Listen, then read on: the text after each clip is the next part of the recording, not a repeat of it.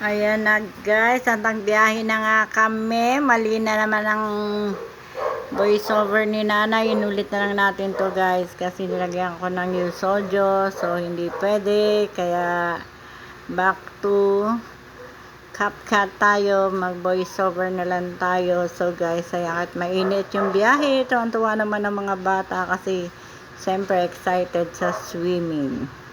So, ayan. At nasa unahan pa nga si nanay. Kinakausap yung driver. So, ayan. Maganda yung tanawin. Maraming mga puno. Ayan na guys. So, medyo may inip ka dahil medyo malayo. 2 jeep kami dyan guys. So, ayan. Yan, nasa una namin. Kasama namin yan guys. So, ayan. May mga bulaklak na. Yung mga punong nalagas yung dahon nakaraan ay ngayon may bulaklak na. So, yan yung kasama namin sa may unahan. Ayan. At tuloy-tuloy lang yung biyahe kahit na mainit guys. Dahil malapit na rin kaming dumating sa Tubigan Resort ng Dasmariñas guys. So, ayan. Ang ganda naman yung kanang ulap. Medyo bibigyan kami ng panahon makapag-swimming at maka-enjoy. Wala siyang ulan guys. So, ayan, tuloy-tuloy. Medyo na-enjoy rin naman kami sa mga tanawin sa labas.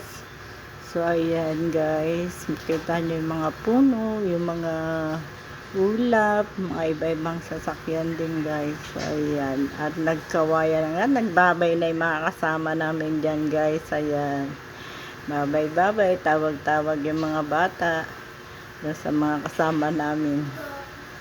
So, ayan, So, yan, tuloy na rin ang biyahe. At bye-bye. Una na kami. So, yan na guys.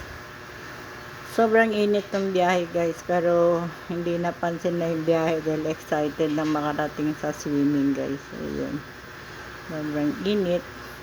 Thank you for watching guys. Thank you sa followers, viewers, friends, and family. Thank you, thank you. Birthday yan ng apo kong si Sadie Santos guys. So, yan. For 7 years old, kaya pinaghanda siya ng kanyang magulang. So, ayan.